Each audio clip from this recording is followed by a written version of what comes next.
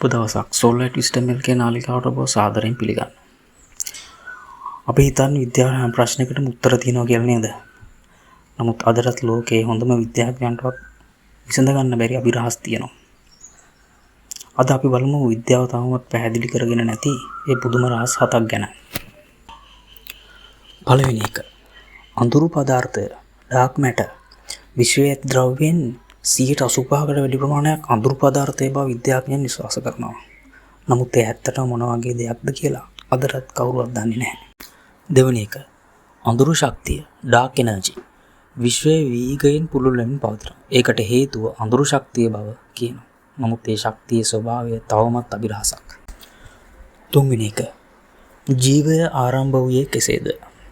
පෘථිවියේ පළමු ජීවී සෛලයේ බිහි වූ ආකාරය අදටත් නිශ්චිතව පැහැදිලි කරලා නැහැ. ජීවිතය ආරම්භ වීම විද්‍යාවේ විශාලතම ප්‍රශ්නාවලියෙන් එකක්. හතරවෙනි එක. බර්මියුඩා ත්‍රිකෝණය. මෙම ප්‍රදේශයේ නැව් සහ ගුවන් යාන අතුරුදහන් වූ සිදුවීම් රැසක් වාර්තා වී තිබෙනවා. බොහෝ න්‍යායන් තිබුණත් සම්පූර්ණ පිළිතුරක් තවමත් නැහැ. පස්වෙනි එක. කළු කුහර බ්ලැක් හෝල්ස්. මේවා තුළ සිදුවන්නේ කුමක්ද? මේවා තුළට ගිය තොරතුරු වලට මොකක්ද වෙන්නේ? මේ විද්‍යාවේ විශාලතම අභිරහස් අතරින් තවත් එකක්. හයවෙනි එක. සිහින ඇතිවන්නේ ඇයි? අපි හැමෝම සිහින දකිනවා.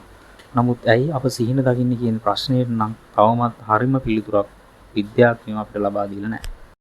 හත්වෙනි එක. විශ්වයේ වෙනත් බුද්ධිමත් ජීවීන් සිටිනවාද?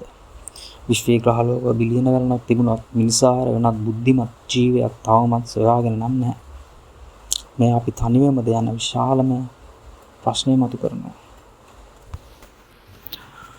එනම් මේ වගේ වෙනස් විදිහේ කරුණු වලට දැනගන්න කැමති නම් මේ කරුණ හොඳයි කියලා හිතනවා නම් අපගේ YouTube channel එක subscribe කරන්න අමතක කරන්න එපා.